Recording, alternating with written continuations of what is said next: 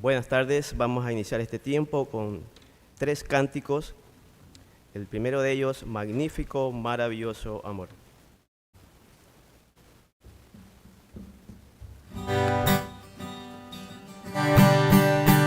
Magnífico, maravilloso amor, grandioso y inefable en verdad. Por siempre los cielos su amor reinó, y hoy el Señor nos da. Oh fuente de eterna belleza, es Dios la Santa Trinidad, inmenso, abundante y sin final. Magnífico, maravilloso amor. La tierra rebosa de gratitud, los montes gozosos están. Los días celebran tu fiel virtud, tu mano sustento nos da. Corona las verdes praderas, tú pintas de azul la expansión, y cada mañana se eco de magnífico, maravilloso amor. Cuán grande es su amor, es fiel por siempre, amén. Magnífico, maravilloso amor. Qué gracia mostraste al descender, viniste a tu tiempo, Señor. Cuán lejos estábamos de tu ser, sino por tu gracia y amor. Tu cruz redención ha pagado, tu muerte la vida nos da. Perdón ese día nos inundó. Magnífico, maravilloso amor. Cuán grande es su amor, es fiel por siempre, amén. Magnífico, maravilloso amor. Tu resurrección hoy nos une a ti en tu hogar celestial. Ya nada podrá separarnos de él. Magnífico, maravilloso amor. Cuán grande es su amor, es fiel por siempre, amén. Magnífico, maravilloso amor. Cuán grande es su amor, es fiel por siempre, amén. Magnífico, maravilloso amor. Continuamos con el siguiente canto, Él me sostendrá.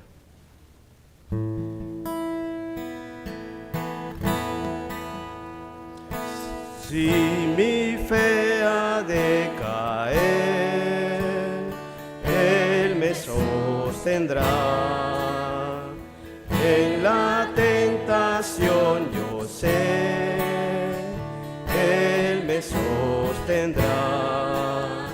No podría estar de pie en la oscuridad, pues mi amor muy frágil es. Él me sostendrá, Él me sostendrá, Él me sostendrá. Me ama tanto el Salvador, Él me sostendrá. Él se goza en quien salvó, Él me sostendrá ante el precioso sol. Él me sostendrá, sus promesas fieles son, mi alma guardará, alto precio Él pagó, Él me sostendrá, Él me sostendrá, Él me sostendrá, me ama tanto el Salvador, Él me sostendrá, Él sufrió y por mí murió, Él me sostendrá, la justicia Él cumplió, Él me sostendrá, vida eterna tengo en Él me sostendrá, hasta que le pueda ver, Él regresará, Él me sostendrá, Él me sostendrá, me ama tanto el Salvador, Él me sostendrá.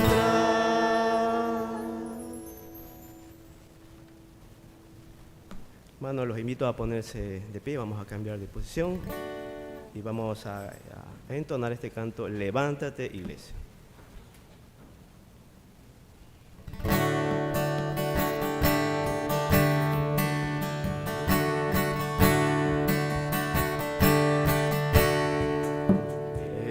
Levántate, Iglesia del Señor, cálzate de tu armadura, pues en Jesús, nuestro gran capitán, está nuestra fortaleza. Con el escudo de la fe, al diablo no hemos de temer. Ejército armado de amor, ve y alcanza a los perdidos. Es tu misión al mundo alcanzar y enfrentar al enemigo. Con fe y valor, batalla hemos de dar, la palabra es nuestra espada. Aunque haya pruebas por doquier, no hay imposibles para Él. Y así tendrá lo que busco al morir, una herencia de naciones. Y allí en la cruz de amor y compasión, vemos a Cristo asolado, mas aplastados yacen a los pies del Señor sus enemigos. Conquistador se levantó, es Cristo quien resucitó. Se cantará su triunfo hasta que todo ojo pueda verlo. Por gracia, oh Dios, infúndenos valor, danos fuerza a cada paso, danos la fe para el premio obtener de un siervo fiel y bueno. Las voces de quienes ayer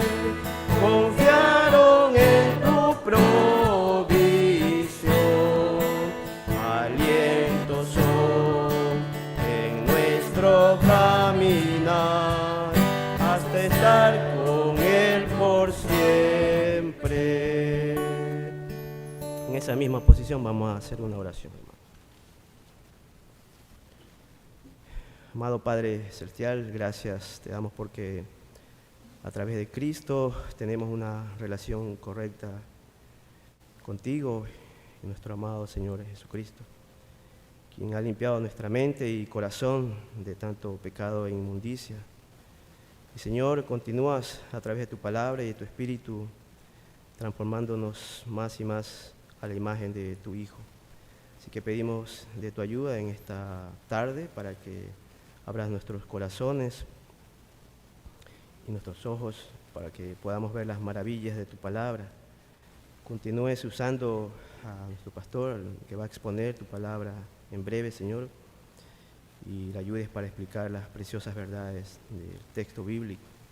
Señor, que como iglesia local nos ayudes también a crecer, a madurar en el amor a Cristo, en el amor mutuo, en el servicio los unos por los otros, en la adoración continua y en la proclamación de tu palabra, como en este momento vamos a realizar en breve, Señor. Oramos todo esto en Cristo Jesús. Amén. Pueden tomar asiento, hermanos. Continuamos con nuestro tiempo de adoración, meditando ahora en el tiempo de las ofrendas. Es una manera más de adorar y de obedecer al Señor. Y hacemos una oración para levantar las ofrendas mientras los hermanos y mujeres recogen la misma.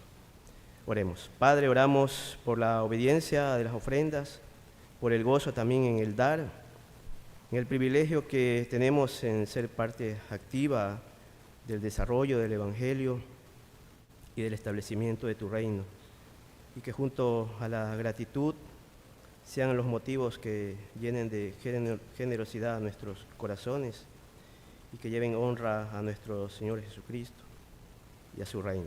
Amén. Vamos a cantar este último alabanza. Ven, contempla el gran misterio.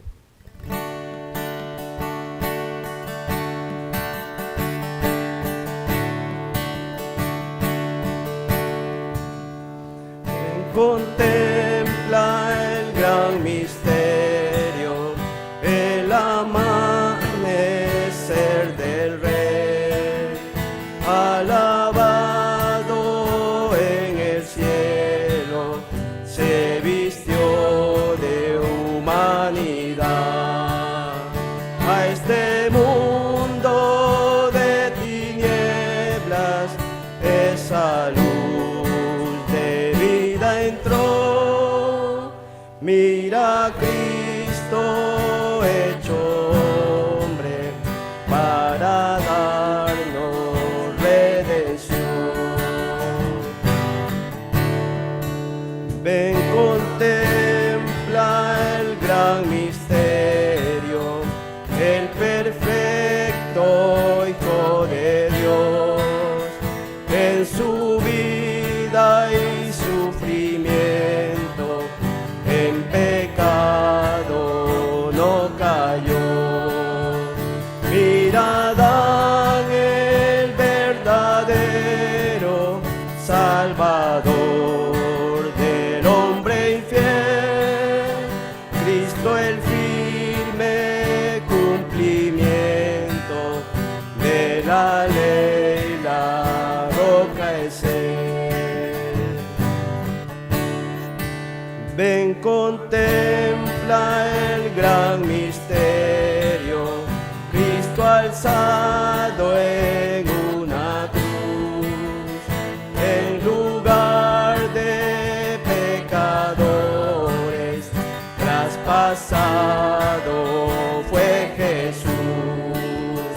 Mira el precio por salvarnos, mira el plan de redención, lleva a muchos a la gloria, oh cuán vasto, inmenso amor.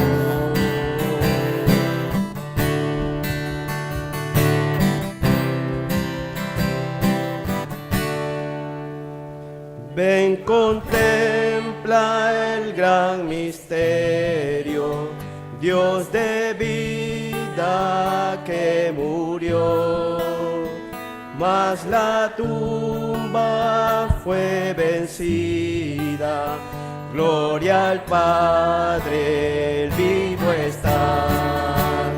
Fue esperanza tan segura, vida eterna nos dará el Señor resucitado cuando venga a reinar.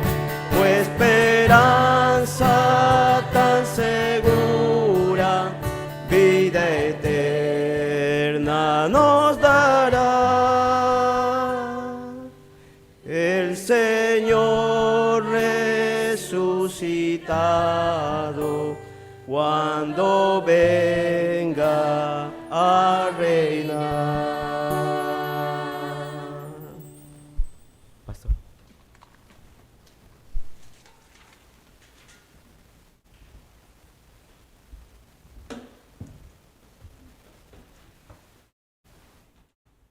Bueno, bienvenidos hermanos. Les invito a abrir sus Biblias en el Evangelio de Lucas, en el capítulo 22. Vamos a estudiar este texto que fue anunciado en el boletín. Es el pasaje de Lucas 22, versículos 54 al 62. Es cuando Pedro niega a Jesús. Pedro niega a Jesús. Y vamos a leer este pasaje, vamos a repasar y estudiar este texto importante para nosotros en medio de la pasión del Señor Jesús, la semana de la pasión. Justo el mismo día que Él va a ser crucificado es el día viernes. Allí nos situamos en Lucas 22, versículos 54 al 62. Es el día viernes en la madrugada cuando Jesús es arrestado. Y posteriormente a esto, o simultáneamente a esto, mientras Él yace ahí en el patio del sumo sacerdote, es negado por el más icónico y representativo de todos sus discípulos, que es Pedro. Este evento de Pedro negando a Jesús es muy conocido en nuestra cultura, incluso en la cultura secular.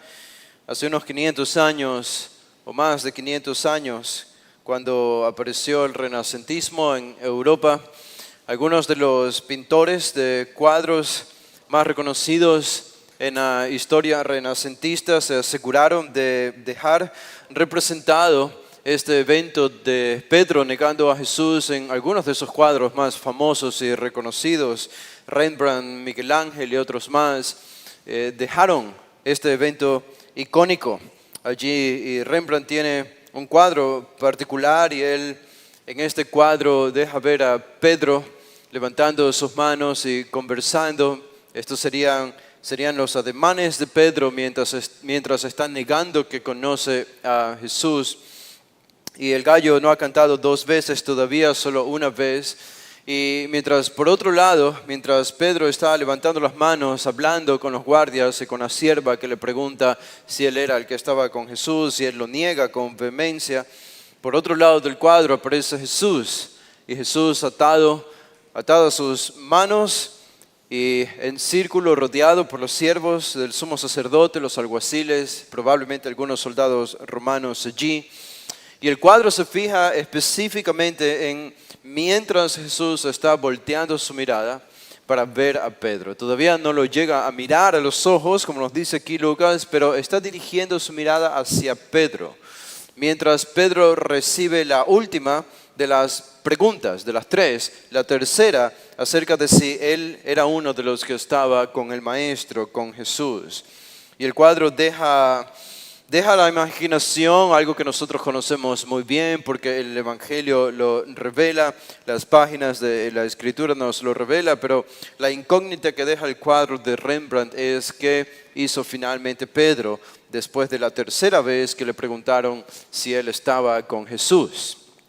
Y la respuesta queda en la imaginación, pero no es imaginación para nosotros, porque reconocemos y sabemos que el más importante de los discípulos finalmente terminó negando al Maestro, terminó negando a Jesús.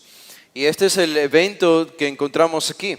Ahora, Pedro llegó a este punto después de descender de una montaña de autoconfianza, de autodependencia, después de descender de una montaña de audacia, de confianza en su propio poder, en sus propias capacidades, el hombre no se levantó ese día decidiendo que iba a confiar en sí mismo. Si ustedes recuerdan los eventos anteriores, recordamos incluso la cena, cuando Jesús estaba cenando con sus discípulos el día jueves en la noche o tarde, y los discípulos todos comenzaron a discutir acerca de quién sería el mayor. ¿Ustedes recuerdan esto? Y mientras ellos discutían, no podemos evitar ni dejar de pensar que Pedro habría sido uno de los principales participantes en esta disputa entre los discípulos sobre quién sería el mayor de todos, el más importante. Después de todo, Pedro había sido elegido por Jesús como uno de los 3 más íntimos. Pedro había sido elegido por Jesús como el líder de los 12, el que tenía y ocupaba el lugar de mayor privilegio en el grupo de los discípulos. Pedro fue elegido por Jesús para estar allí al frente de este grupo. Y los demás le seguían a Pedro. Esta era una posición muy importante. Y cuando existe este debate y disputa entre los discípulos allí en el aposento alto, Jesús probablemente vio a Pedro y vio la autoconfianza de Pedro y viendo que él pensó que merecía más de lo que tenía, él debía estar al lado derecho de Jesús, los demás al lado izquierdo o una posición detrás de Jesús, pero él como líder debía estar seguramente al lado derecho de Jesús. Después de todo, Jesús le había dado esos privilegios de verlo en la transfiguración, de decirle cosas que no le decía al resto. Era Pedro y él se vio de esta manera. Y es por eso, ustedes recuerdan, nosotros estudiamos esto, que inmediatamente después de esto, Jesús se le acerca solo a Pedro en el versículo 31, en Lucas 22, 31, y le advierte sobre su tentación y lo que Satanás intentaba hacer con él. Simón, Simón, y aquí Satanás os ha pedido para zarandearos como a trigo. Es como si Jesús, al ver a Pedro disputar con el resto, Jesús recuerda y ve la debilidad de Pedro y recuerda que Satanás había hecho esta petición por el líder de los 12, por Pedro. Y Jesús le hace la advertencia. Pedro, veo que estás confiando demasiado en ti mismo. Veo que piensas que mereces más de lo que realmente mereces. Estás discutiendo allí con tus compañeros acerca de quién debe ser el mayor y tú piensas que debe ser el superior al resto de todos ellos. Pedro, no te veo bien. No te veo bien. No veo buenas actitudes en ti. Las palabras que salen de ti no son buenas. Esta es una alerta que yo te envío. Y déjame decirte que aparte de todo esto, Satanás os ha pedido para zarandearos como a trigo. Recuerdan que esta es una figura muy gráfica. Jesús no le dice Satanás te va a tentar, que es lo que realmente le está diciendo, pero Jesús usa una figura muy gráfica para decirle a Pedro, Satanás va a venir por ti no con una leve tentación.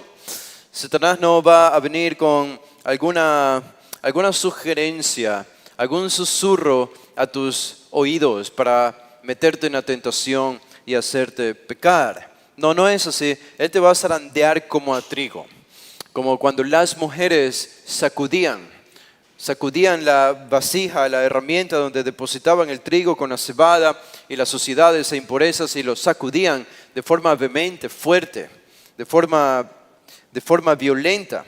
Y Jesús le dice, así te va a zarandear Satanás, así te va a tentar, de esta manera.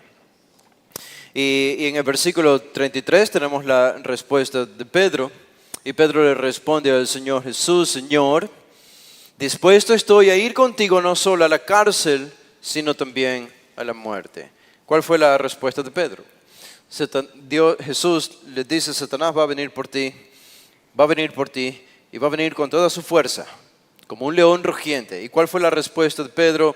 Jesús, tú no me conoces. Tú no me conoces. No sabes de lo que estoy dispuesto.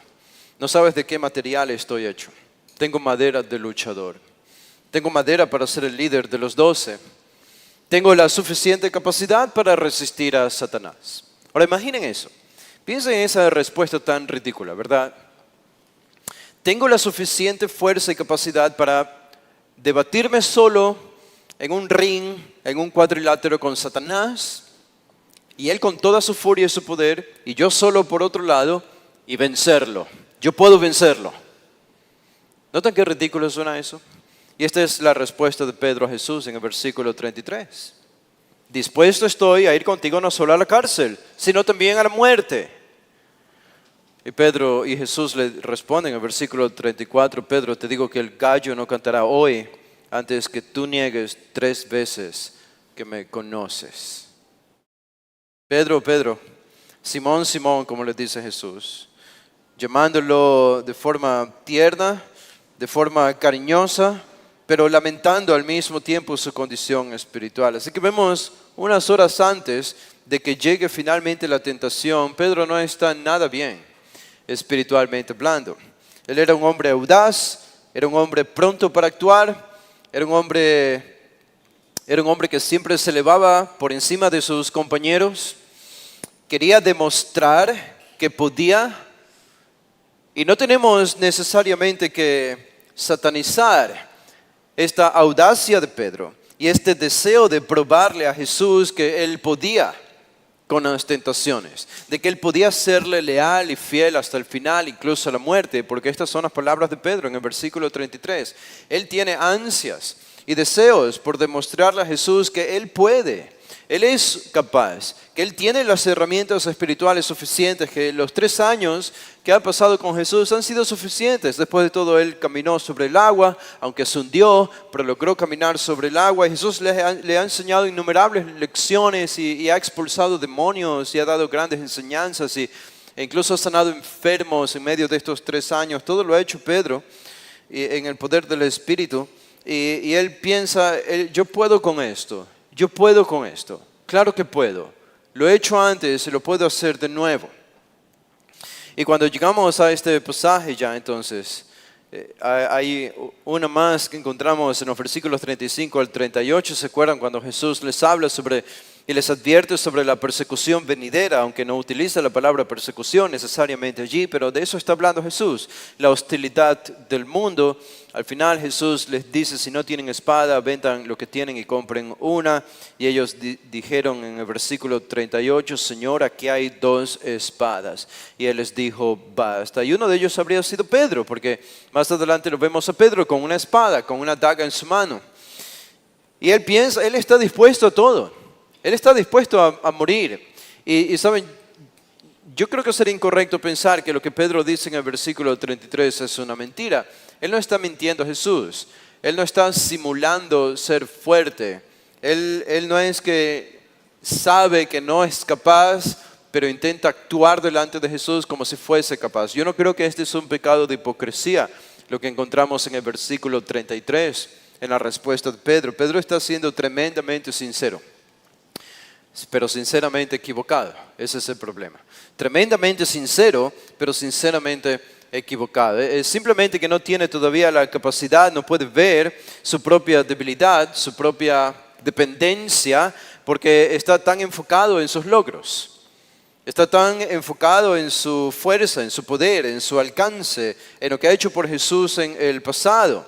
Y por eso el siguiente pasaje, que también lo hemos estudiado, noten que esta es una carrera descendente de Pedro, porque primero lo vemos disputando sobre por qué él debía ser superior. Después Jesús le advierte que Satanás viene por él y él dice, todo lo puedo en Cristo que me fortalece, pero no cito ese versículo porque no existía todavía. Pero es lo que él pensaba, todo lo puedo, sin Cristo, todo lo puedo. Después Jesús les advierte sobre la hostilidad del mundo y él saca una espada y dice, yo tengo una espada para luchar por ti, Jesús. Yo estoy listo, yo estoy preparado. Y en el versículo o el pasaje siguiente, cuando Jesús los lleva al huerto de Getsemaní y les pide a ellos que oren con Él y que oren por Él, por lo que está a punto de sufrir en la cruz, vemos que más de una vez encuentra a sus discípulos, incluido Pedro, durmiendo cuando debían haber estado orando. Y en este mismo pasaje, Jesús les dice en el versículo 40, orad que no entréis en tentación. Mateo y los otros evangelistas añaden, la carne es débil, el espíritu a la verdad está dispuesto, pero la carne es débil. El espíritu está dispuesto. Qué buen recordatorio debió haber sido eso para Pedro, ¿verdad? El espíritu está dispuesto, porque Pedro estaba dispuesto. Y encontramos a un Pedro dispuesto Cuando le dice al Señor, dispuesto estoy a ir contigo no solo a la cárcel, sino también a la muerte. Estoy dispuesto. Es casi como si estas palabras de Jesús en el huerto de Getsemaní a sus discípulos dormidos que no podían orar, eran para Pedro. El Espíritu está dispuesto. Yo sé, Pedro, y yo sé que eres sincero cuando dices que ansías demostrar tu lealtad hacia mí hasta el final. No creo que es hipocresía, pero el Espíritu puede tener todas las ganas del mundo y sin embargo la carne sigue siendo débil. Esta fue otra advertencia de Jesús. Y Pedro seguía de fracaso en fracaso, aunque él todavía no podía verlo, pero de fracaso en fracaso no fue capaz de velar en oración con Jesús esa noche en el huerto de Getsemaní. Y el siguiente pasaje que también hemos estudiado es cuando finalmente los enemigos de Jesús llegan, una multitud de 100, 200, 300 o probablemente más, llegan al huerto de Getsemaní encabezados por Judas, el traidor. Y cuando uno de los siervos del sumo sacerdote se acercó a Jesús, alguien le cortó la oreja y sabemos quién fue, porque Juan nos lo dice, fue Pedro. Pedro le cortó la oreja a este siervo. La intención de Pedro habría sido matarle, no sé, apuntarle al ojo, a la boca, a la garganta o algo así para matarlo, pero le dio en la oreja por la providencia divina. Jesús lo sanó y Jesús le dijo a Pedro en el versículo 51, basta ya, dejad. Y añade en los otros evangelios, ¿acaso no creen que puedo pedir 2 legiones de ángeles a mi Padre que venga a defenderme? Pero ¿cómo se cumpliría la Escritura? ¿Acaso no he de beber la copa del Padre que me ha dado? Respondió Jesús. Y de nuevo vemos Pedro aquí, a Pedro dispuesto, es verdad que estaba dispuesto. Mientras Jesús estaba con él, el hombre estaba dispuesto y algunos de ustedes podrían decir, bueno, me parece que este es un hombre valiente, ¿verdad? Me parece que es un hombre valiente. Ves una gran multitud y tú solamente estás con 11 hombres más Jesús allí en el huerto de Getsemaní, sin armas, solo con 2 espadas, dedicándose a la oración y cantando Kumbaya, dirían algunos. Y se acerca toda esta multitud de algunos soldados romanos y soldados judíos, y una multitud tan grande se acerca para arrestar a Jesús. Y aún así Pedro sale al frente, saca su espada y le corta la oreja, porque en realidad quería matarlo a uno de estos siervos que se atrevieron a acercarse a su maestro. Este debe ser un hombre valiente, decimos. Y yo creo y que estamos en lo correcto al afirmar que Pedro era un hombre audaz. Era un hombre audaz y lo vemos aquí. El hombre no pensaba mucho, el hombre actuaba. Y si en ese momento algún soldado se le habría acercado, lo habríamos visto a Pedro luchando mano a mano, espada a espada, ojo a ojo, frente a frente con estos enemigos. Aunque eran mucho más en número, parece que era un hombre audaz y valiente, pero no tiene una diferencia porque en el versículo 54 que vamos a estudiar hoy al 62, vemos un Pedro muy diferente. Ahora, a una visión superficial de Pedro, diríamos, este es un hombre muy diferente, porque lo vemos tan valiente en el pasado, tan audaz en sus palabras con Jesús, diciéndole que va a ir con él hasta el final, cortando la oreja del siervo del sumo sacerdote, dispuesto a luchar hasta el fin. En verdad parece, y en verdad él quiere demostrarle a Jesús que puede. Él quiere demostrarle a Jesús que puede luchar por él hasta el final. Y hasta ahora aparentemente lo está haciendo. Y sin embargo, cuando a Jesús lo arrestan y Pedro ya no está más con él, encontramos a un Pedro muy diferente, muy diferente. Si lo vemos superficialmente, pero si lo vemos desde una perspectiva más bíblica y honda, profunda, en realidad vemos que este es el mismo Pedro, solo que algo cambió externamente, que lo dejó al descubierto, lo dejó sin máscaras. Noten el versículo 54, vamos a leer este pasaje. Dice, y prendiéndole, le llevaron y le condujeron a casa del sumo sacerdote, y Pedro le seguía de lejos. Y habiendo ellos encendido fuego en medio del patio, se sentaron alrededor y Pedro se sentó también entre ellos. Pero una criada al verle sentado al fuego se fijó en él y dijo, también este estaba con él. Pero él lo negó diciendo, mujer, no lo conozco. Un poco después, viéndole otro, dijo, tú también eres de ellos. Y Pedro dijo, hombre, no lo soy. Como 1 hora después, otro afirmaba diciendo, verdaderamente también este estaba con él porque es Galileo. Y Pedro dijo, hombre, no sé lo que dices. Y enseguida, mientras él todavía hablaba, el gallo cantó. Entonces, vuelto el Señor, miró a Pedro. Y Pedro se acordó de la palabra del Señor que le había dicho, antes que el gallo cante, me negarás 3 veces. Y el 62 dice, y Pedro saliendo fuera lloró amargamente.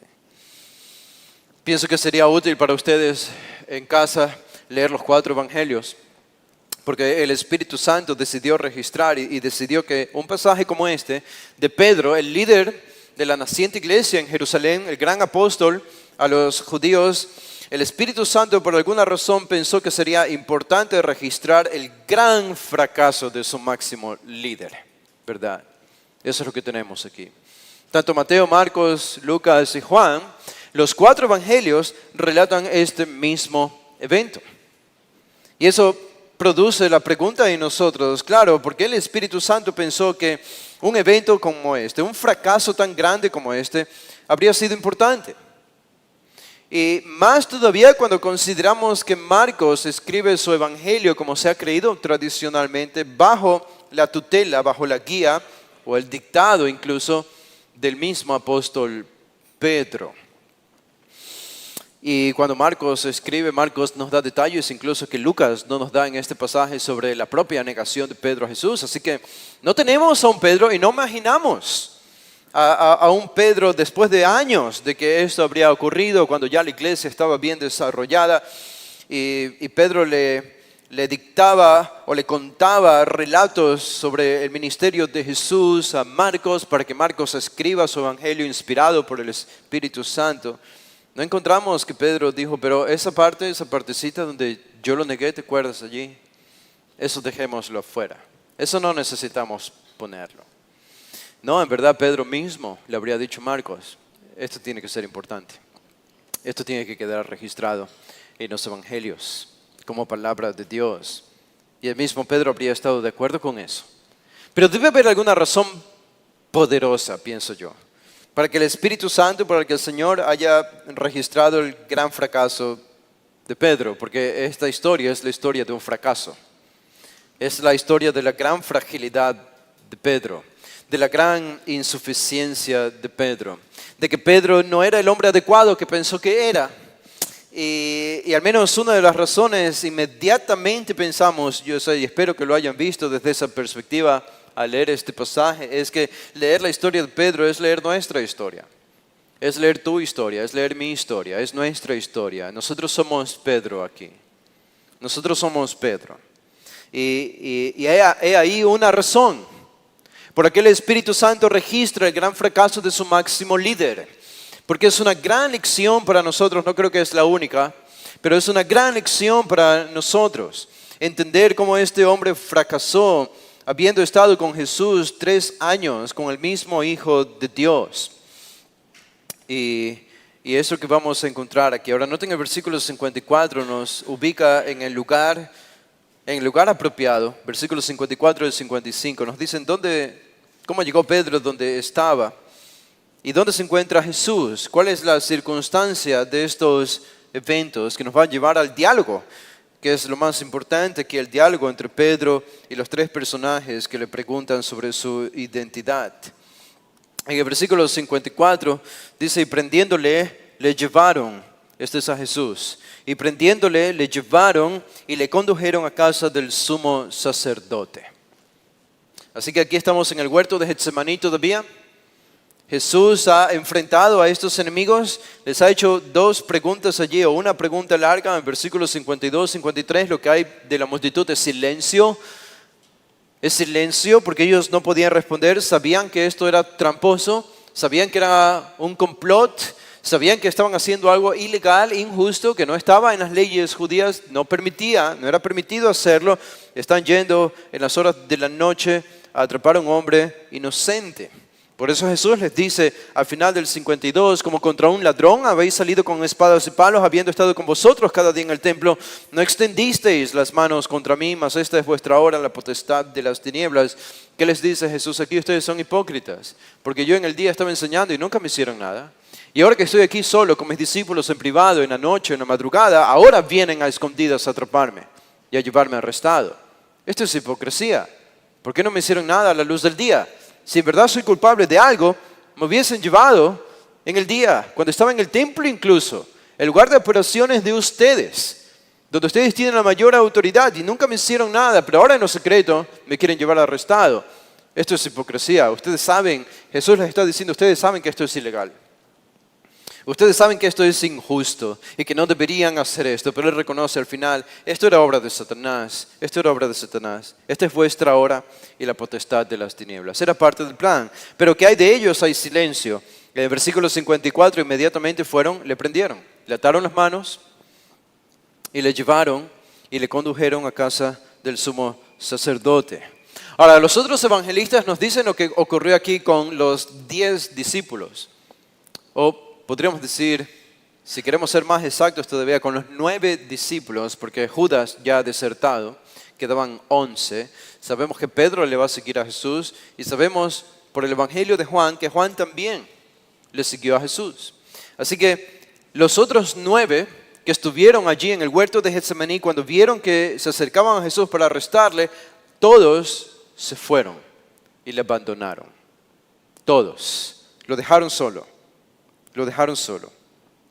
Y al final de este versículo 54 se nos dice que Pedro le seguía de lejos. Ahora, cuando le llevaron a la casa del sumo sacerdote debemos entender algo. Y es que cuando notamos la cronología de los 4 evangelios, hay algunas ligeras diferencias, pero esas diferencias no son contradicciones. Estas diferencias son para complementar la historia. Y nos presentan la historia completa. Y lo primero que habría sucedido es que lo habrían llevado a Jesús en la madrugada del viernes del huerto de Getsemaní en las afueras de Jerusalén, en el monte de los olivos. Lo habrían llevado dentro de la ciudad de Jerusalén, así que habrían cruzado las murallas por la puerta quizás principal o no principal de la ciudad de Jerusalén. Y en el suroeste de la ciudad quedaba la gran casa, el gran hogar que parecía un palacio del sumo sacerdote. En ese tiempo el sumo sacerdote era Caifás. Él tenía un suegro, su suegro era Anás, que había sido el anterior sumo sacerdote, que en realidad todavía tenía la influencia sobre el Sanedrín y sobre el liderazgo judío. Así que ambos estaban allí, Anás y Caifás. Caifás y su suegro Anás.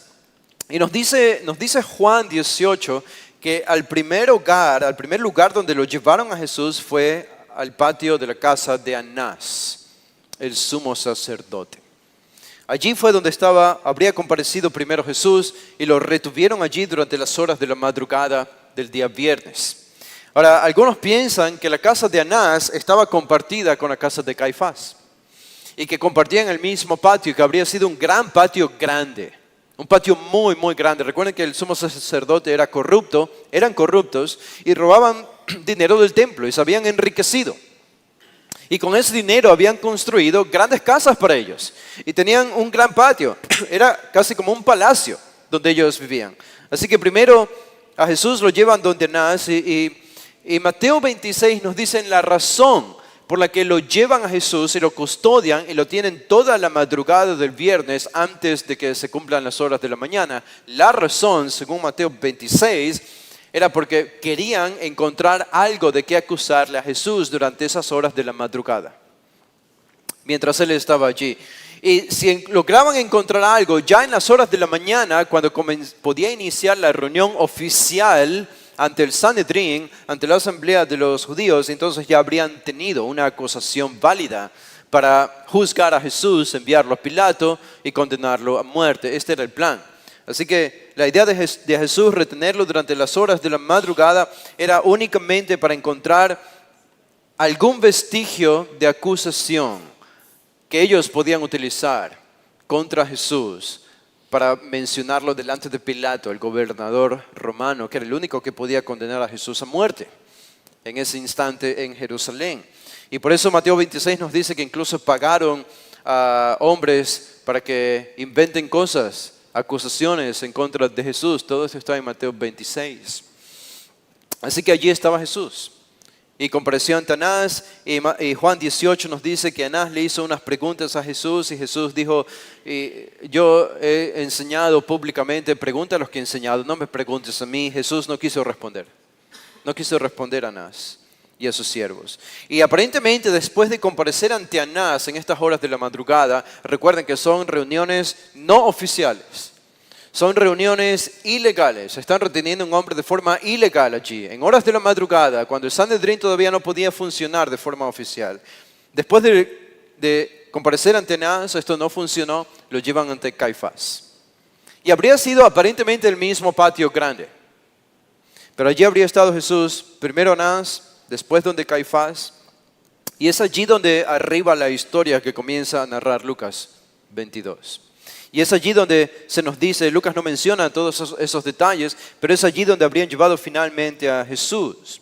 Y aquí Lucas nos dice al final del versículo 54 que Pedro le seguía de lejos. Pedro le seguía de lejos. Algunos han pensado que este es el punto donde debemos darle a Pedro en la cabeza con palos por seguirle a Jesús de lejos, ¿verdad? Este es el momento. ¿Por qué seguir a Jesús de lejos? ¿Por qué no cerca? Aquí está, y yo he escuchado predicación, ¿no? Aquí está el pobre Pedro siguiendo de lejos al Señor, tan timorato, tan temeroso que no fue capaz de acompañar a su maestro. No seamos como Pedro que sigue a Jesús a distancia, sigámoslo de cerca. Ha sido una aplicación frecuente leyendo este pasaje. Ahora, yo reconozco, todo este pasaje habla de la fragilidad y el gran fracaso de Pedro. Y de que si Pedro no habría estado tan mal espiritualmente, no habría seguido a Jesús de lejos. Pero al mismo tiempo debemos reconocer que Pedro no tenía muchas alternativas. Digo, él no debía entrar en una misión de rescate, luchar físicamente con todos estos siervos que estaban custodiando a Jesús en el patio del sumo sacerdote, rescatarlo a la fuerza y secuestrarlo para huir y esconderse en otro lugar. ¿Es verdad? Piensan que Pedro estaba meditando en un plan como este, habría sido ridículo. Él sabía y Jesús había dejado claro, este es el plan divino. Y Pedro vio cuando Jesús se entregó a sus enemigos. Jesús voluntariamente se entregó, así que Pedro había estado allí diciendo que este parece ser el plan de Jesús, aunque no lo entendía completamente, pero él sabía que Jesús estaba bien con todo esto. Así que no habría sido lo mejor para Pedro entrar en una especie de misión de rescate a lo atolondrado para rescatar a Jesús cuando estaba custodiado por guardias más numerosos que él en el patio del sumo sacerdote. Y me parece a mí que Pedro no tenía muchas alternativas, sino seguirle a Jesús de lejos. Digo, ¿qué más podía hacer? ¿Qué más podía hacer?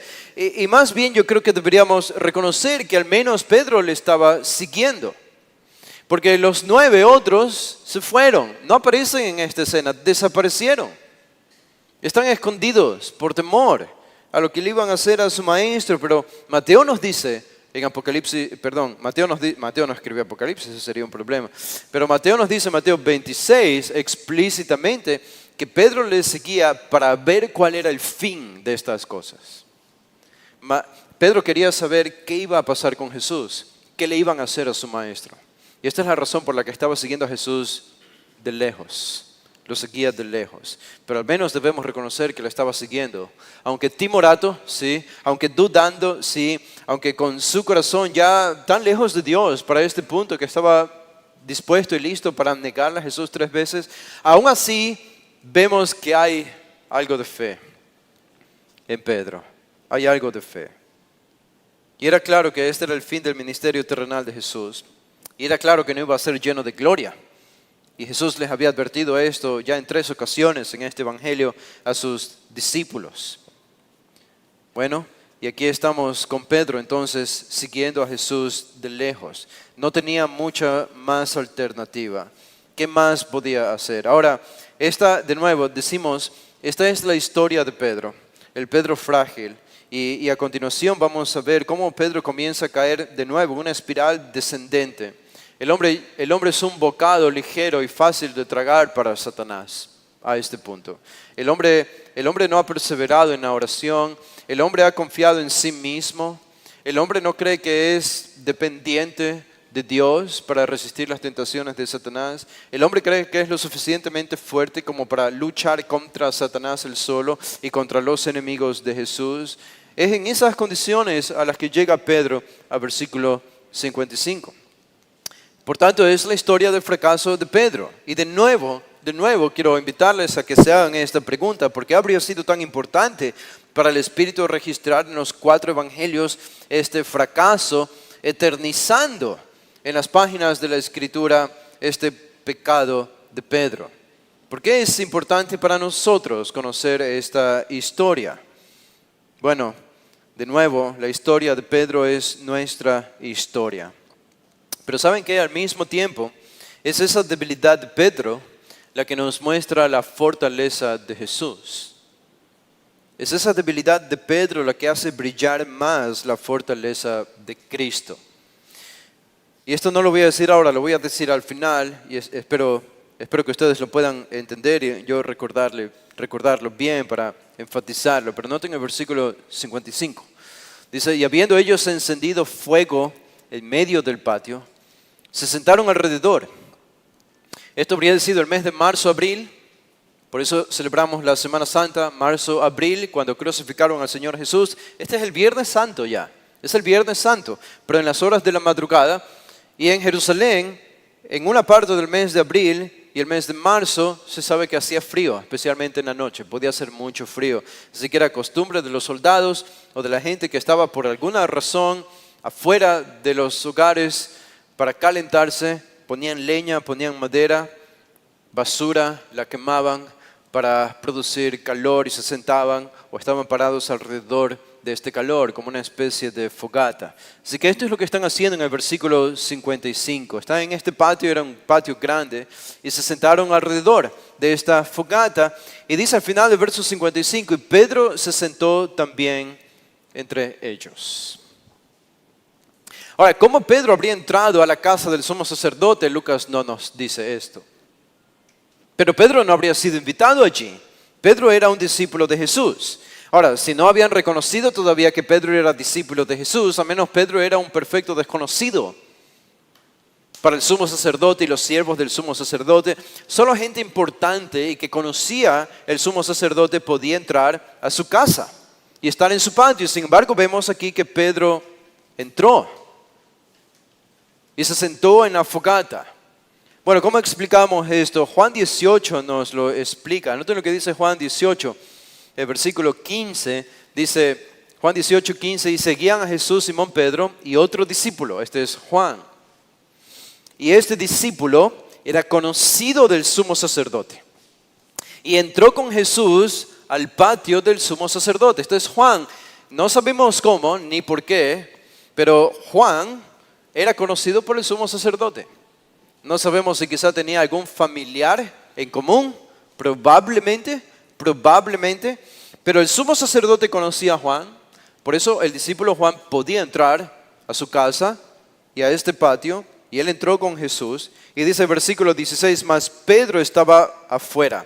Esto no lo dice Lucas, pero primero Pedro se habría quedado afuera del patio, afuera de la casa, porque no tenía permiso para entrar, estaba a la puerta. Juan lo vio desde dentro, dice, salió pues el discípulo que era conocido del sumo sacerdote. Juan lo vio desde adentro, afuera Pedro, y dice, pobre Pedro, quiere entrar para ver cómo está Jesús. Yo lo voy a ayudar, yo tengo las conexiones, ¿no? Yo tengo las conexiones. Así que voy a hablar con una persona aquí, con otra persona acá, para que le abran la puerta y lo dejen entrar. Dice, salió pues el discípulo que era conocido del sumo sacerdote y habló a la portera e hizo entrar a Pedro.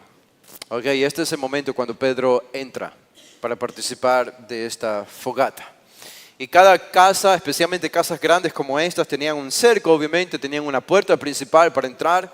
Allí pasabas por una especie de, no era un laberinto, pero era como un corredor, y este corredor te llevaba finalmente al gran patio, que era compartido por 2 casas o más, de 2 casas incluso.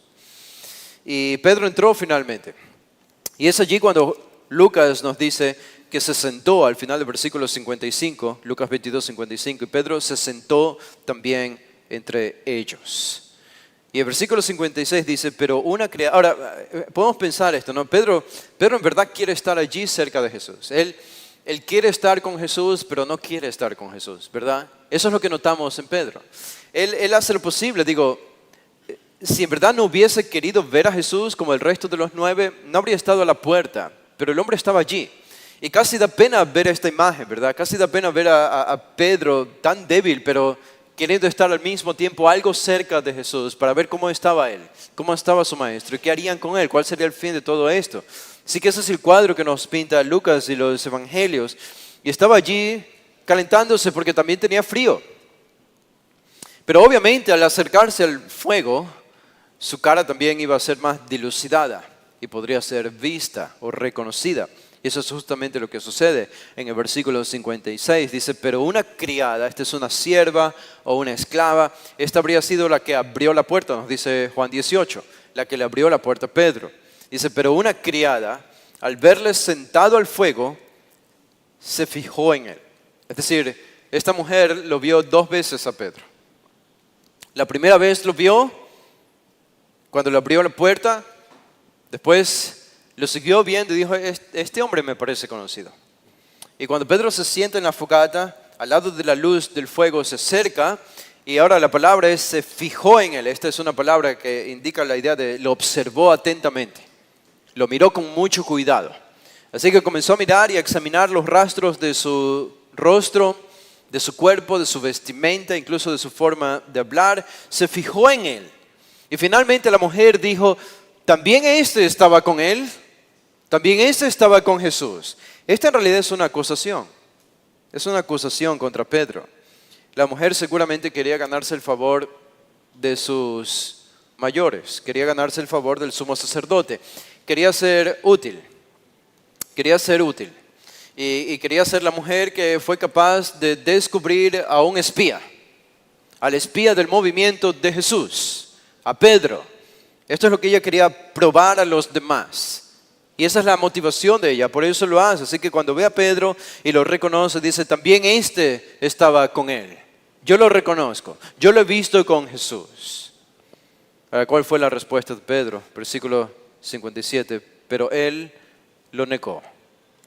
Él lo negó. ¿Y qué dijo? Mujer, no lo conozco. Mujer, no lo conozco. Esta forma vocativa de hablar, mujer, no lo conozco, es una forma de hablar que representa superioridad. Pedro le está hablando como un superior a una inferior. Y dice, mujer, yo no conozco a este hombre. Ahora piensen en eso.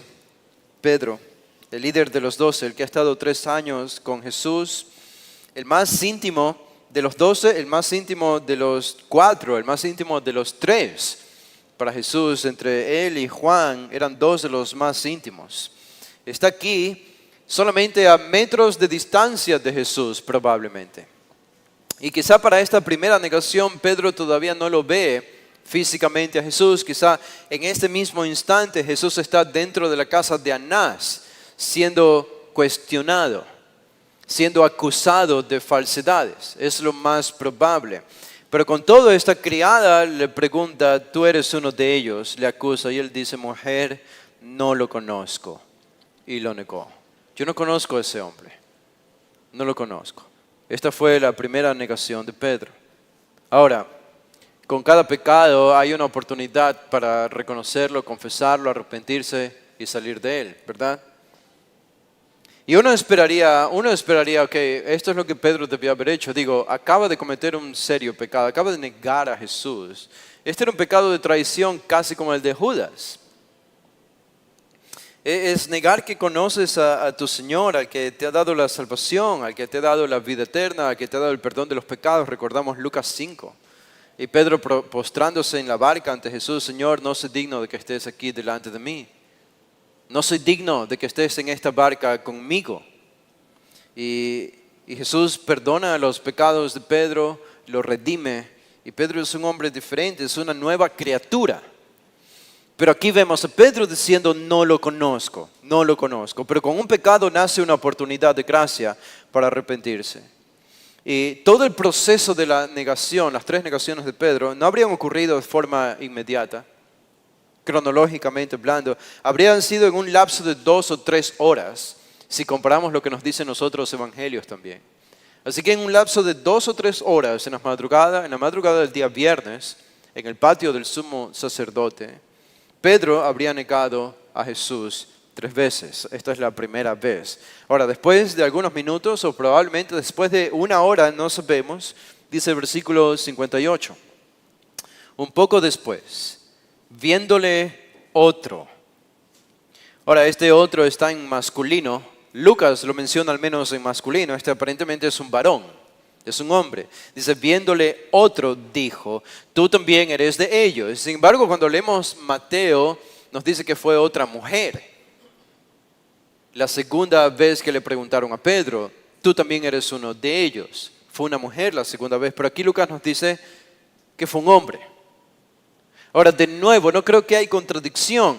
Y lo más probable es que Mateo nos esté diciendo que quizás es la misma mujer que primero le preguntó y le acusó si él era uno de ellos. Es la segunda que al ver que Pedro lo negó, ella no se lo creyó. Y ella continuó con sus acusaciones e incluso se lo habría contado a otros. Y ella misma se lo habría repetido a Pedro, y esto es lo que nos dice Mateo 26, pero no solo ella, sino ahora otro de los siervos del sumo sacerdote que estaban por allí, al verla a ella, que la había reconocido Pedro, también se acerca a Pedro y le dice esto en el versículo 58, y esto es lo que nos dice Lucas, tú también eres de ellos. Así que seguramente Pedro pensó que podía salirse con la suya, ¿verdad? En la primera negación, él pensó, voy a negar que conozco a Jesús, no me van a molestar más. Y de hecho, no recuerdo si fue Marcos, si es Marcos o Juan, pero nos dicen que después de la primera negación, Pedro se fue hacia la puerta del patio de la casa del sumo sacerdote. No se quedó en la fogata para que no lo reconozcan más. Él negó que conocía a Jesús la primera vez cuando la criada le preguntó y él se retiró hacia un rincón. Allí volvió a la oscuridad. Y esta oscuridad física nos habla también de la oscuridad espiritual en la que se encontraba Pedro. De nuevo, qué triste cuadro nos pintan los evangelios, ¿verdad?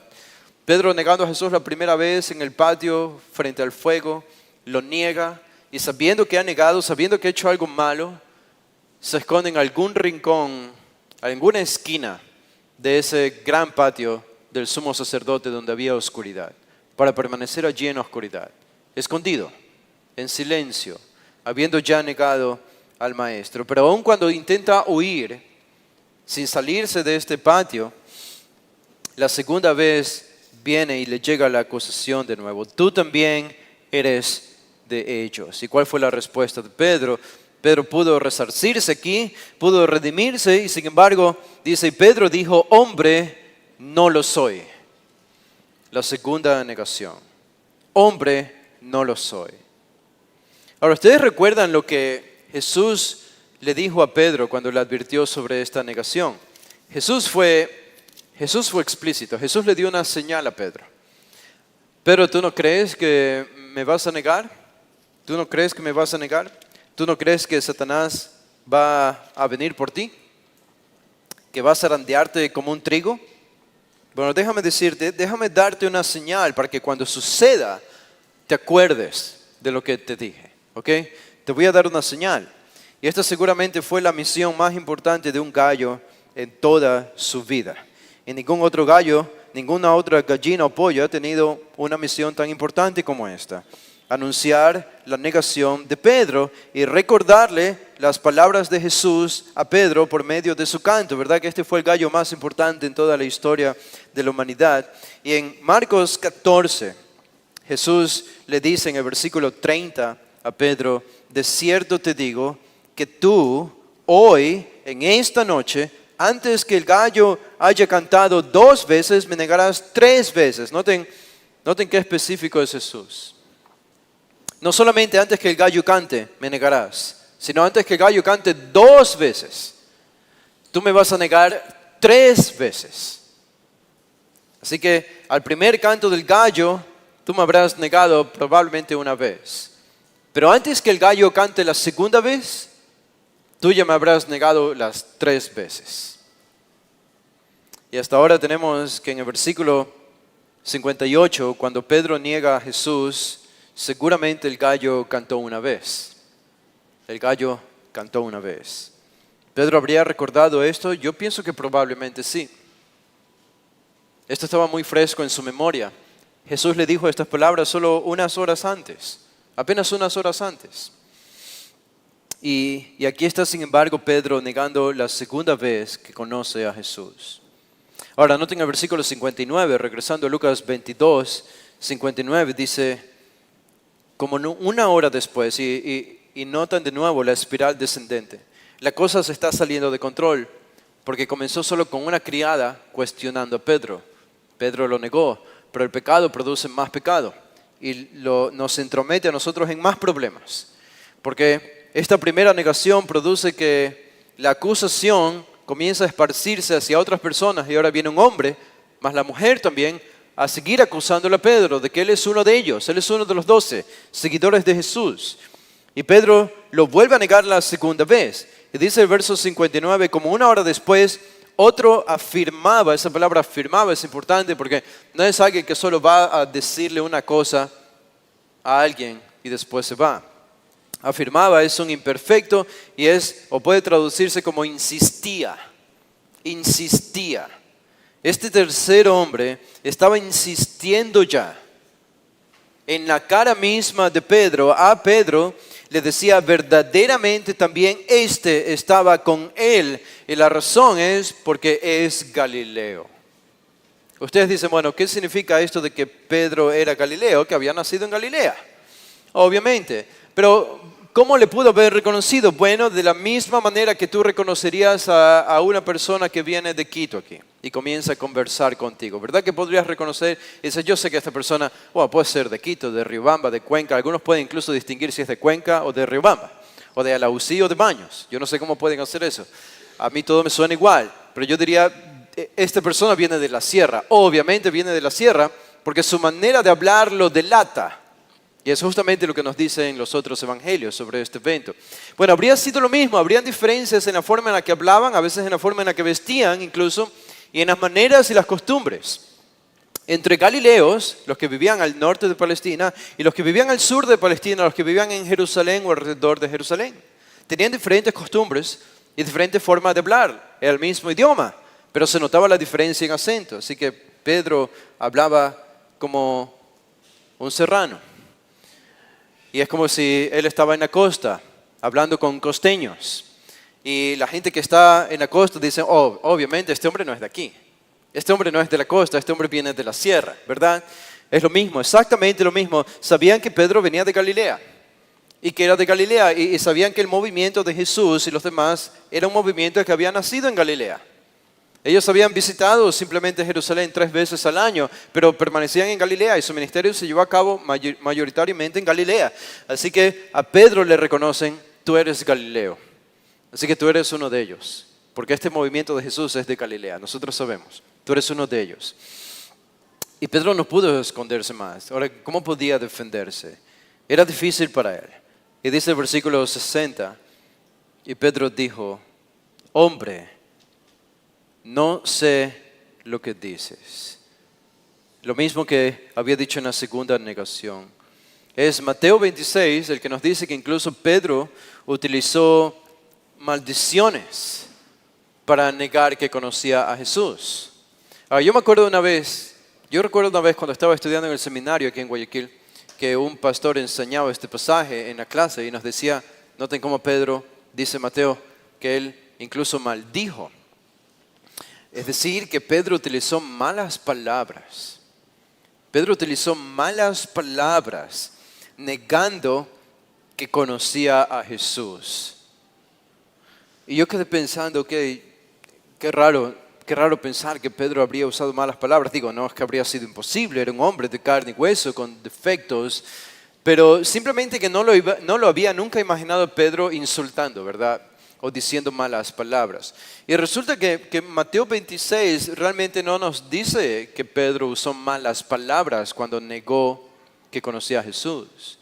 Cuando se dice allí que él maldijo o usó maldiciones, la idea es que él se puso a sí mismo bajo una maldición. Era algo muy normal en el Antiguo Testamento y entre los judíos. Este tipo de lenguaje para hacer un juramento de algo que no ibas a romper, para asegurarte que estabas diciendo la absoluta verdad, decías que Dios me maldiga, que Dios destruya mi vida si no estoy diciendo la verdad, que no conozco a este hombre. Esto es lo que Pedro está haciendo cuando Mateo nos dice que él maldijo. No está usando malas palabras, pero lo que está haciendo, él está convocando a Dios como testigo de que lo que está diciendo es la verdad. Y si no es la verdad, que Dios lo maldiga a él con sus maldiciones.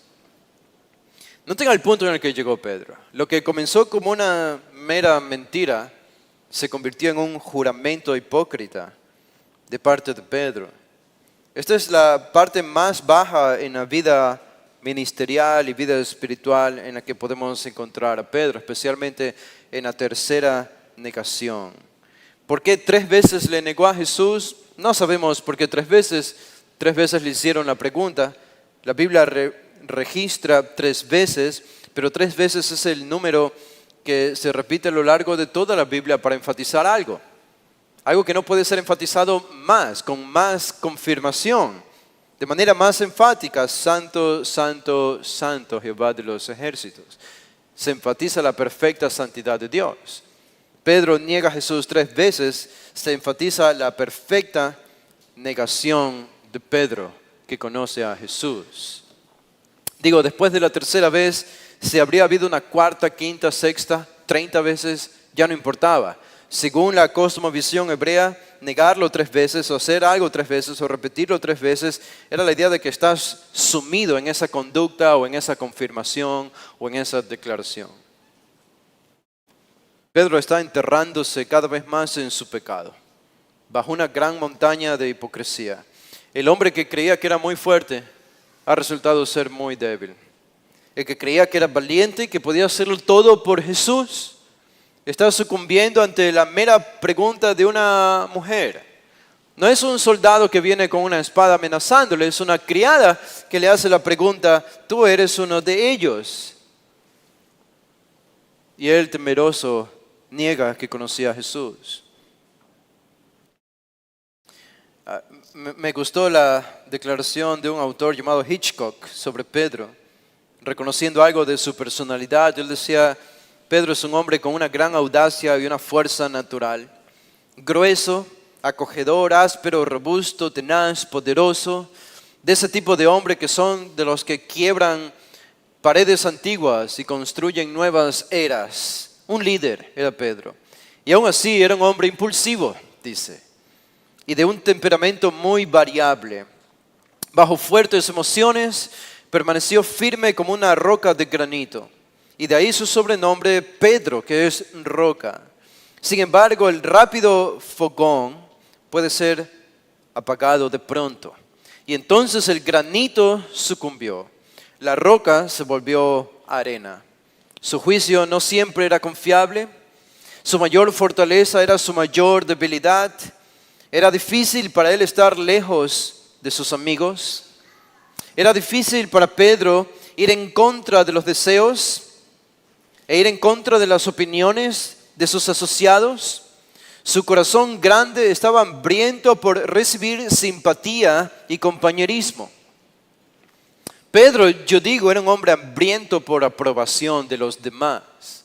Y esto lo encontramos incluso en Gálatas 2, cuando él estaba falsificando su conducta ante los judaizantes. Pablo nos dice en Gálatas 2. Y este relato termina diciendo: él quería que los hombres piensen bien de él. Un amor por la aprobación de los demás era su gran debilidad. Y se volvió en víctima por eso de las circunstancias. Este era Pedro. No quería ir en contra de la opinión pública. No quería ir en contra, no quería convertirse en impopular. Pedro pensó que la autopreservación en este punto era más importante que aprobar su lealtad a su maestro. Temió más por su vida, temió más por la opinión de los demás que por negar a Jesús. Este es Pedro. Ahora, de nuevo, como decía, lo encontramos en el punto más bajo, Y dice que cuando él terminó, y de hecho no terminó, dice versículo 60, y Pedro dijo: hombre, no sé lo que dices, la tercera vez. Y enseguida, dice, mientras él todavía hablaba, me encanta esto porque él no terminaba de negar a Jesús todavía. Y probablemente estaba profiriendo alguna de estas maldiciones, ¿no? Y quizá añadiendo adornos a esta maldición, citando probablemente algún texto del Antiguo Testamento, alguna maldición reconocida por todos de que él estaba diciendo la verdad, que no conocía a ese hombre. Y mientras hablaba, dice, el gallo cantó la segunda vez. El gallo cantó la segunda vez. Ahora, ¿no les parece esto tan sorprendente? Es tan sorprendente porque uno podría decir, por un lado tenemos a Pedro, el gran fracaso, y por otro Jesús, también un fracaso. Está con sus manos atadas. Al menos este es el cuadro que pinta Rembrandt en los 1600. Y la imagen es como si fuese de dos hombres derrotados. No digo que eso es lo que quiso comunicar Rembrandt necesariamente. Pero es muy diferente si entendemos en realidad la historia y lo que ha sucedido antes. Este es Pedro, el gran fracaso, pero este es el Jesús, por otro lado, victorioso. Aunque rodeado de enemigos y atadas sus manos, aquí seguramente a Jesús ya le han golpeado en la cara. Jesús con su cara hinchada, probablemente su cara sangrando, su cuerpo magullado de los golpes que le dieron en la casa de Anás y de Caifás. Y mientras Jesús está en esta condición, ahora está en una distancia y ahora está a tal distancia que pueden verse cara a cara. Y dice en el versículo 61, entonces, vuelto el Señor, es decir, giró su rostro, su cabeza, miró a Pedro. Y cuando Jesús miró a Pedro, dice, Pedro se acordó de la palabra del Señor que le había dicho antes que el gallo cante, me negarás 3 veces. La secuencia de los eventos es, Pedro lo niega la tercera vez, mientras hablaba el gallo cantó, el gallo termina de cantar y Jesús mira a los ojos a Pedro.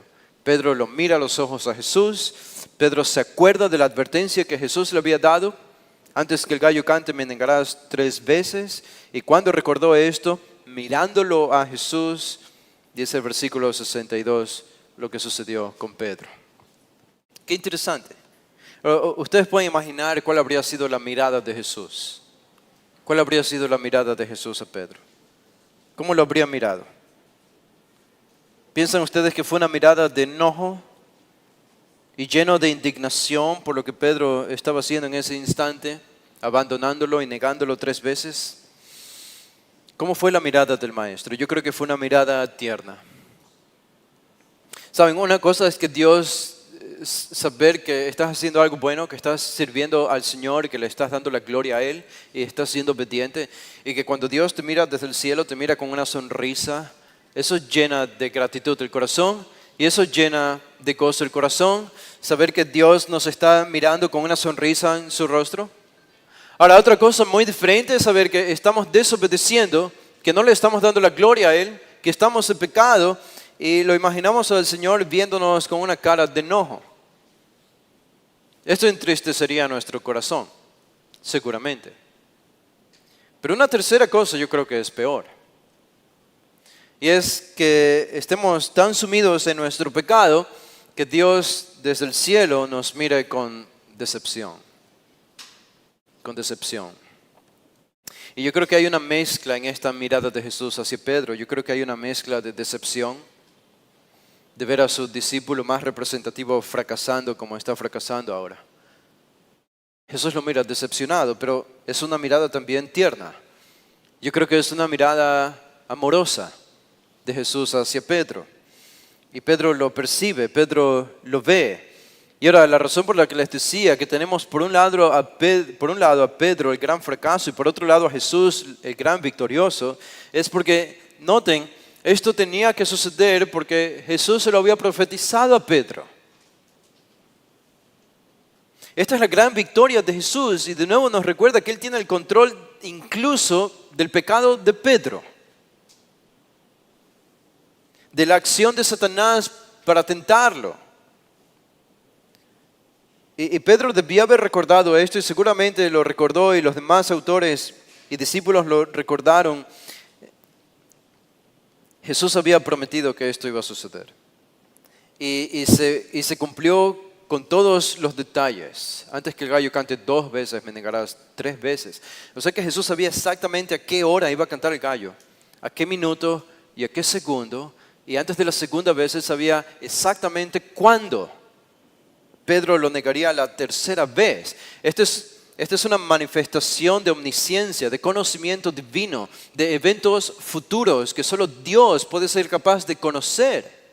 Y este es Jesús, y lo está demostrando en este pasaje. Así que no es solo fracaso de Pedro, en realidad es la victoria de Jesús. Y es una victoria de esperanza. Dice al final del versículo 62, y Pedro, saliendo fuera, lloró amargamente. Y debía llorar. ¿Por qué lloró Pedro?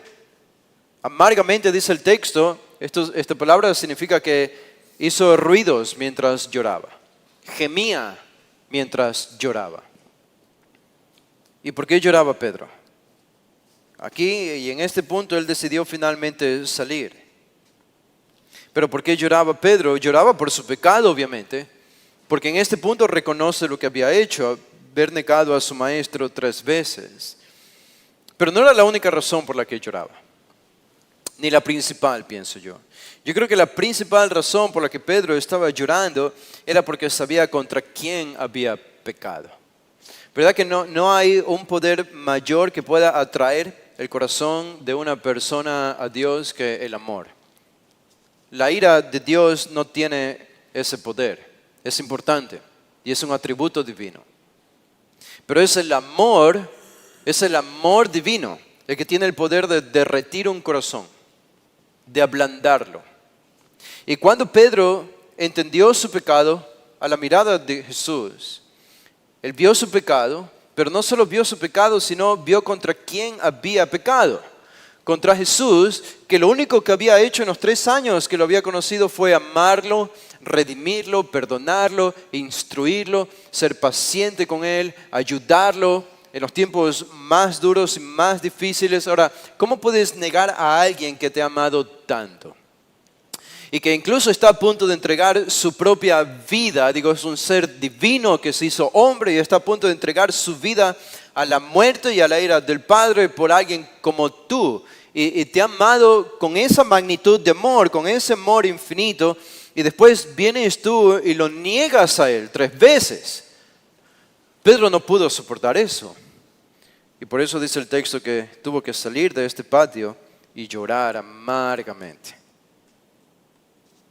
Él sabía contra quién había pecado. No solo el Dios cósmico, sino alguien que lo amaba, como nadie lo había amado jamás en su vida. Y él no pudo soportar esto, traicionar al maestro. Y noten ustedes, esta es la diferencia entre Pedro y Judas, ¿verdad? No vemos este tipo de reacción en Judas cuando traicionó a Jesús. No hubo esta contrición, esta humillación. Alguien dijo, la oveja puede caer en una zanja, pero solo el cerdo se revuelca en ella. Pedro era una oveja que ha caído en una zanja y se ensució.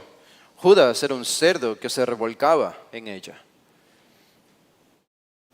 Las Escrituras aclaran y nos enseñan que la duda no es necesariamente una indicación de que no hay fe en la vida de un creyente.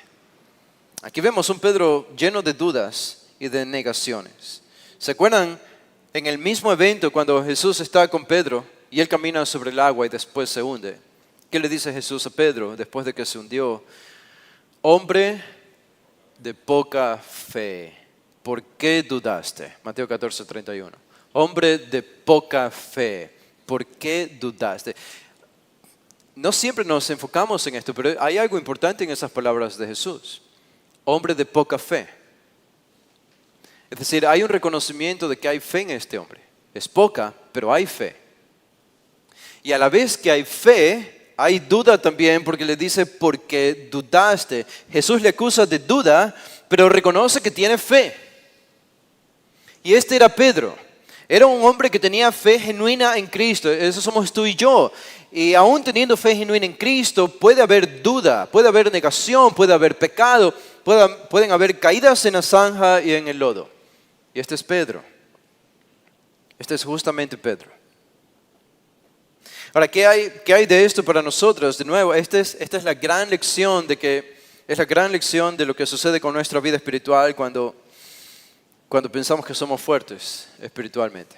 Ahora, yo entiendo y vivimos en una cultura y en una sociedad que se ha encargado de comunicar el mensaje freudiano y psicológico de la importancia de la autoestima, ¿verdad?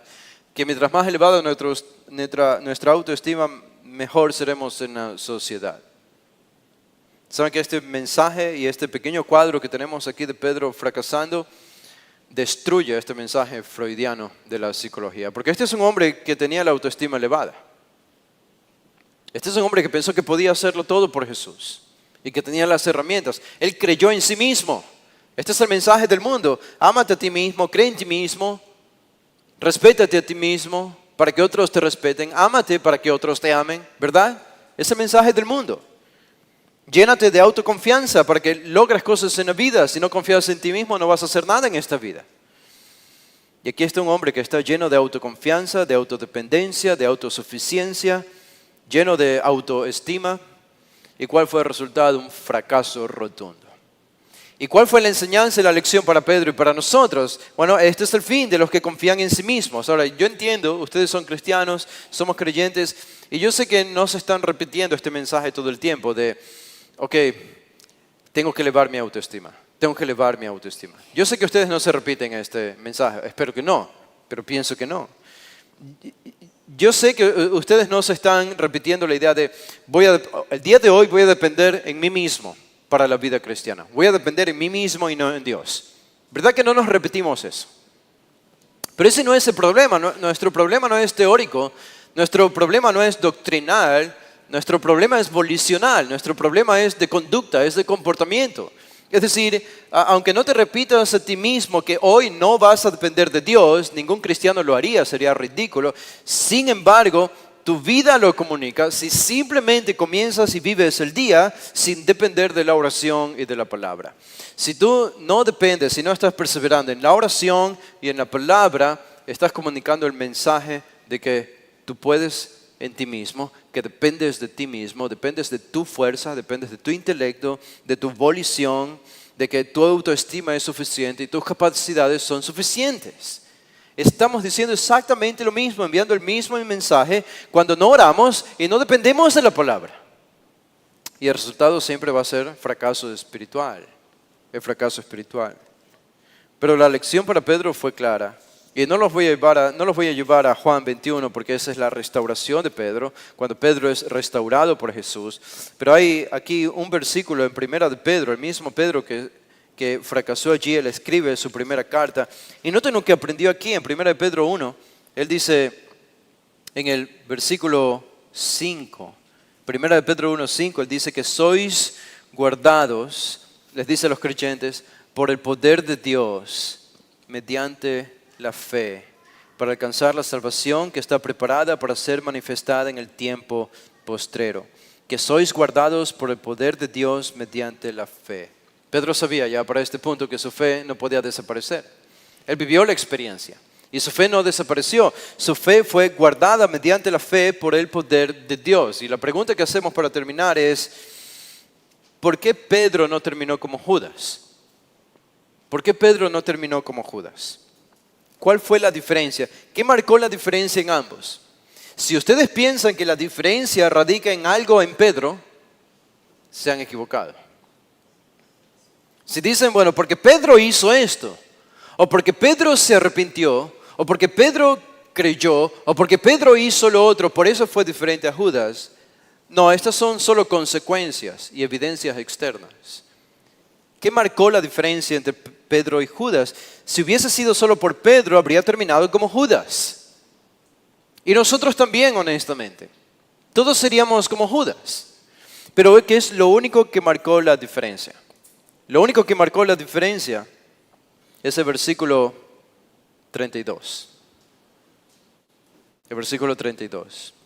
¿Qué le dijo Jesús a Pedro cuando le anunció que lo negaría? Dice, cuando le anunció que Satanás lo tentaría.